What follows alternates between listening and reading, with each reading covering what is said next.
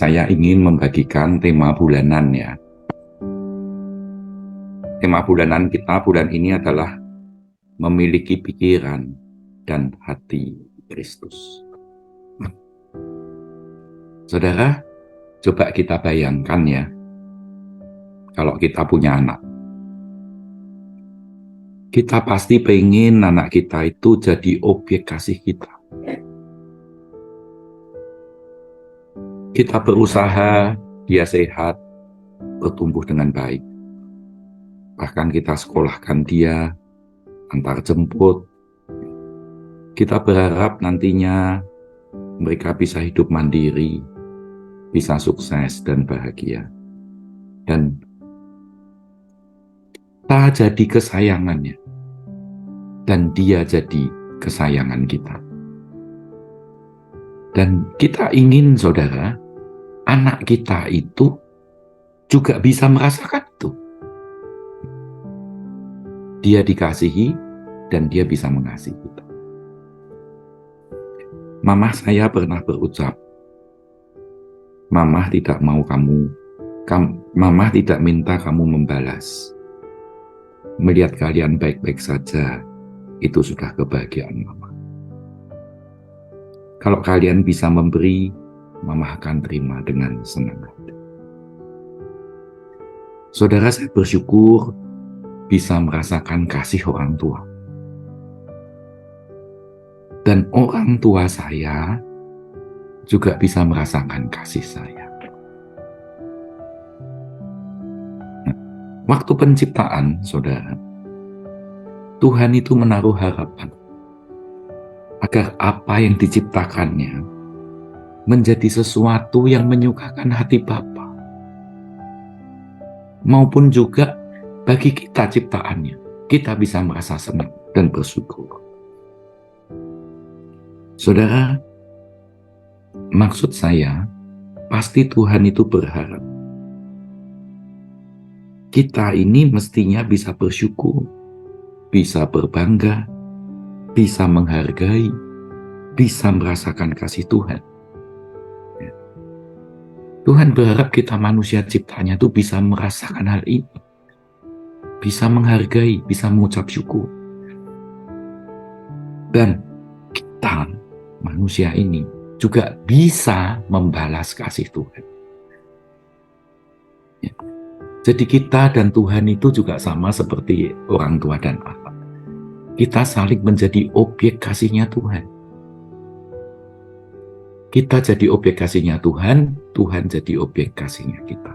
Itu ya mestinya. Nah, tapi sayang, saudara, manusia yang pertama Adam dan Hawa, pikirannya bukan seperti itu. Tapi pikirannya untuk dirinya sendiri. Sehingga waktu dia dihembus oleh si ular itu, kalau kau makan buah ini, kau akan jadi seperti Allah. Hembusan itu membakar pikiran Hawa, sehingga dia tidak peduli dengan penciptanya. Bahkan dia ingin menyamai penciptanya. Saya mau bagikan satu ayat, saudara, yang ditulis oleh Paulus. 2 Korintus 11 ayat 3.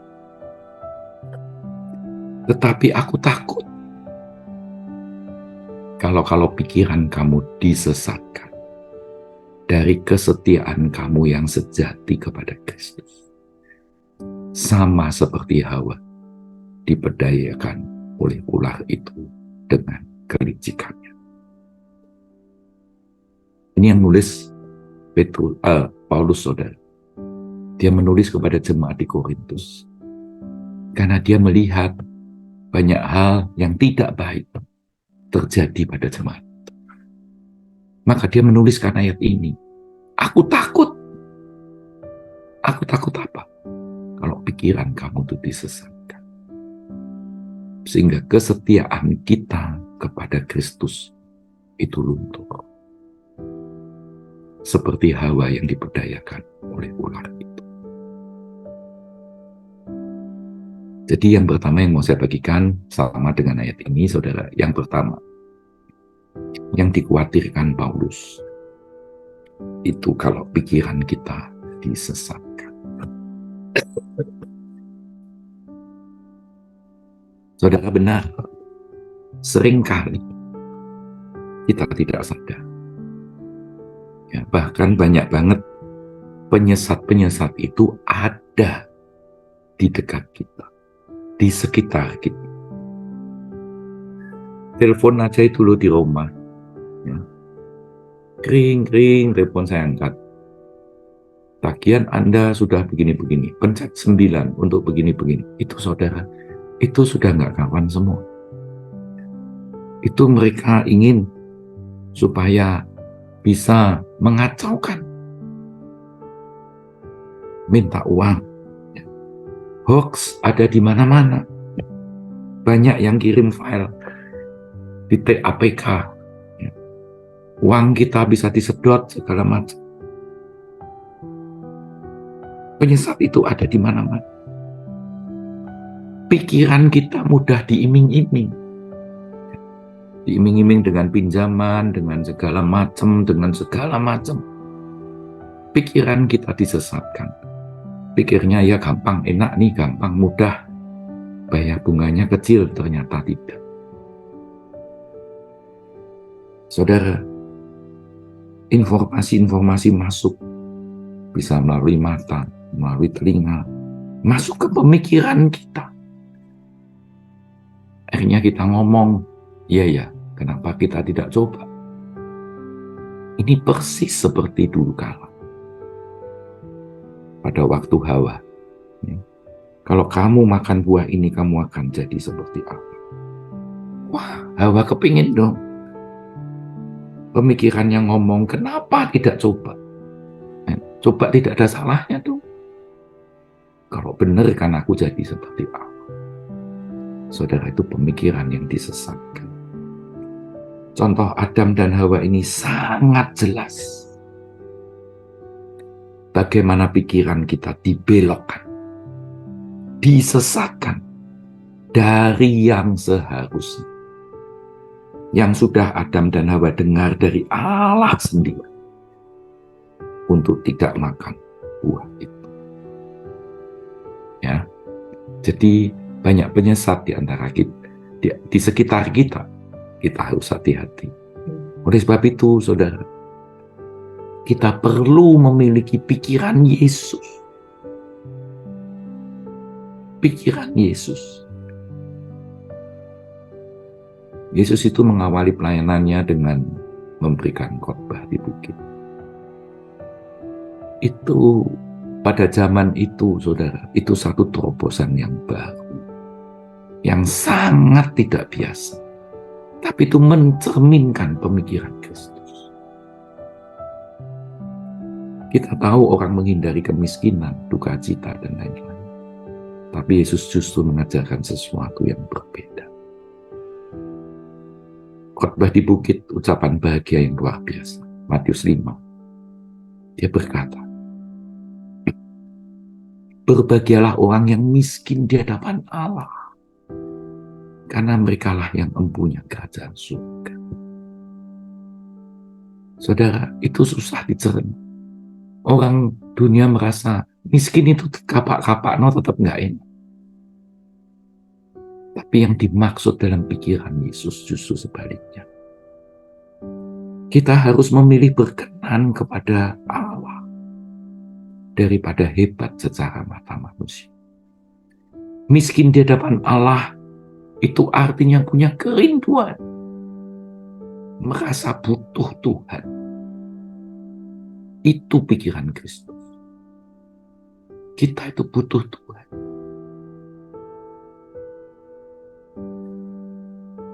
Yang kedua, saudara, jadi yang pertama ini ya, jangan dikuat.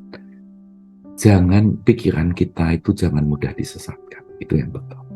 Yang kedua, kita harus setia kepada Kristus dengan sungguh-sungguh. Itu adalah kesetiaan yang sejati. Benar saudara, kita harus tetap setia untuk bisa menghindari supaya tidak disesatkan.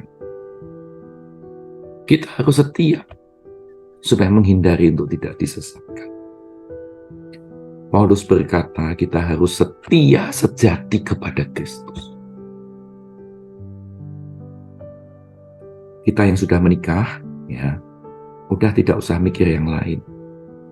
Kita harus setia sejati kepada pasangan kita. Kalau kita memiliki kesetiaan sejati kepada pasangan kita, maka kita akan tidak mudah menyerah. Kita akan tidak mudah menyakiti. Iman kita juga harus teguh. Banyak iming-iming dunia yang ingin menjauhkan kita dari Allah. Maka kita harus memiliki kesetiaan yang sejati. Supaya tidak mudah digoyahkan. Dunia itu menawarkan kemewahan tiada batas. Tapi kita harus memiliki kesetiaan yang sejati. Ya, demikian juga hidup pernikahan. Banyak wanita-wanita yang lebih cantik, lebih hebat dari istri kita. Benar. Tapi kita harus tetap memiliki kesetiaan yang sejati kepada istri kita. Sejati itu artinya tidak palsu, tidak munafik, tidak pura-pura. Filipi 2 ayat 8-11. Dan dalam keadaan sebagai manusia, ia telah merendahkan dirinya dan taat sampai mati, bahkan sampai mati di kayu salib. Itulah sebabnya Allah sangat meninggikan dia dan mengaruniakan kepadanya nama di atas segala nama, supaya dalam nama Yesus bertekuk lutut segala yang ada di langit dan yang ada di atas bumi dan yang ada di bawah bumi, dan segala lidah mengaku Yesus Kristus adalah Tuhan bagi kemuliaan. Saudara, kita harus setia kepada Kristus dengan sungguh-sungguh, seperti Kristus setia kepada Tuhannya, kepada Bapanya dengan sungguh-sungguh. Filipi 2 tadi merupakan wujud kesetiaan daripada Yesus pada waktu dia sebagai manusia kepada Bapanya. Bahkan dia taat sampai mati, merendahkan diri bagi kemuliaan Allah. Saudara, kemarin di sidang sinode ke-17 GBI, saya ketemu dengan teman-teman lama. Teman-teman yang dulu bersama dengan kita waktu di persekutuan. Saya bolak-balikkan ngomong saya bertumbuh seperti ini karena persekutuan di Alfa Indah, di dekat rumah saya. Saya ikut persekutuan itu kira-kira 30 tahun. Kita bertumbuh bersama, kita melayani. Dan kemarin di sidang sinode, tiba-tiba setelah 20 tahun berpisah, kita ketemu dengan beberapa teman. Jadi kami sangat senang. Yang saya mau garis bawahi, mereka tetap setia kepada Kristus. Ternyata 20 tahun itu berpisah dengan kita. Dia pergi, dia itu menggembalakan, saudara. Menggembalakan gereja di Makassar.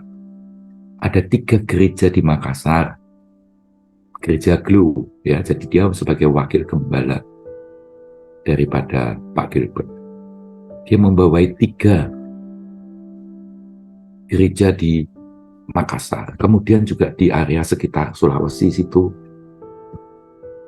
Dia membawai itu, saudara. Ada satu teman saya yang kemarin ketemu juga itu ditaruh untuk memegang yang di Palopo, dan bahkan ada yang di Toraja, itu di bawahnya dia juga, dan yang megang di Toraja itu adiknya Nova, ya, Alfred. Jadi kemarin kita senang sekali bisa bertemu, saling bertemu, senang sekali. Kita masing-masing masih setia kepada Tuhan.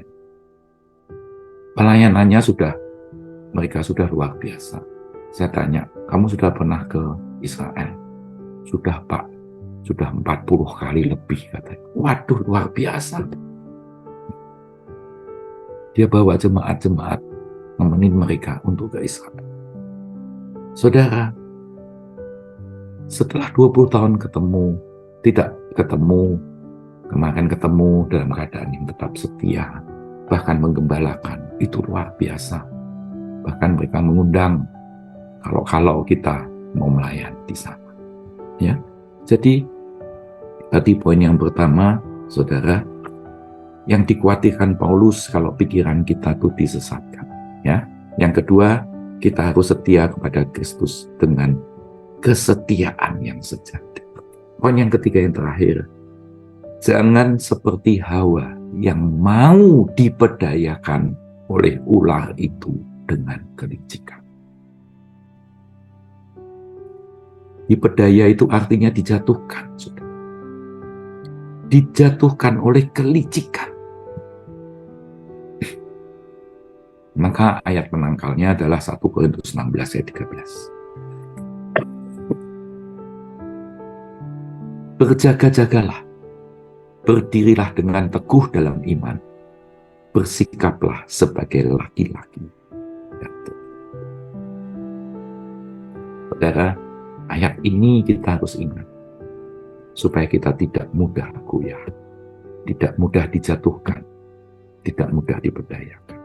Nah, contoh yang terakhir saya mau melihat ini, menjelaskan tentang pencobaan di padang gurun. Apa yang dilakukan oleh Yesus itu luar biasa. Menjadi contoh supaya kita juga menang di dalam kehidupan kita sehat. Ya.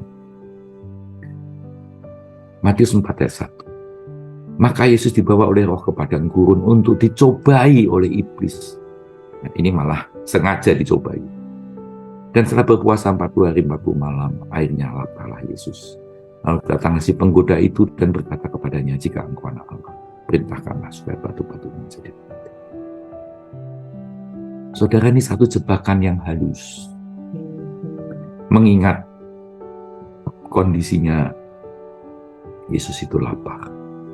Dan juga mengingat dia itu berkuasa. Dia berkuasa kalau mau untuk mengubah batu itu jadi roti. Tapi masalahnya bukan itu. Masalahnya Yesus tidak mau diperbudak oleh iblis. Dia tidak mau melakukan, nih aku hebat. Enggak, aku Allah. Enggak. Dia tidak mau terjebak. Dia tidak mau diperbudak oleh iblis. Kemudian Yesus menjawab, ada tertulis manusia hidup bukan dari roti saja, tetapi dari setiap firman yang keluar dari mulut. Yang kedua, saudara, iblis membawanya ke kota suci dan menempatkan dia di bumbungan bait Allah. Lalu berkata, jika engkau anak Allah, jatuhkan dirimu ke bawah, maka ada tertulis mengenai engkau yang akan memerintahkan mereka. Dan mereka akan menatang engkau di atas tangan, supaya kakimu jangan jatuh. Sama, saudara, iblis ingin mencobai Yesus sehingga senjata yang disodorkan adalah, jika engkau anak Allah. Jika engkau anak Allah, kalau kita mudah terbakar, iya, aku anak Allah, maka Yesus akan terpleset di situ. Tapi kembali Yesus menjawab dengan firman yang tegas. Dia berkata, jangan engkau mencobai Tuhan Allah. Yang ketiga, saudara, iblis membawanya pula ke atas gunung yang sangat tinggi dan memperlihatkan kepadanya semua kerajaan dunia dengan kemegahan. Dan berkata kepadanya, semua itu akan kuberikan kepadamu jika engkau sujud menyembah aku. Saudara, yang ketiga ini, iblis sudah langsung to the point. Dia minta disembah. Sudah tidak ada teteh maling-maling. Dia mau halusin yang pertama, yang kedua, Yesus tidak bergeming. Sehingga yang ketiga, dia akhirnya to the point, minta disembah. Langsung di counter dengan firman yang justru kebalikannya. Engkau yang harus menyembah Tuhan. luar biasa. Maka berkatalah Yesus kepadanya, enyahlah iblis, sebab ada tertulis, engkau harus menyembah Tuhan Allahmu, dan hanya kepada Dia saja engkau berbakti. Lalu iblis meninggalkan dia, dan lihatlah malaikat-malaikat datang. Saudara, masih banyak jebakan atau tawaran dari dunia. Tetapi mari kita tetap hati-hati, supaya pikiran dan keinginan kita tidak disesatkan. Tetap miliki kesetiaan yang sejati, serta tetap kuat. Jangan mau diperdayakan oleh kelicikan si jahat. Ya, amin.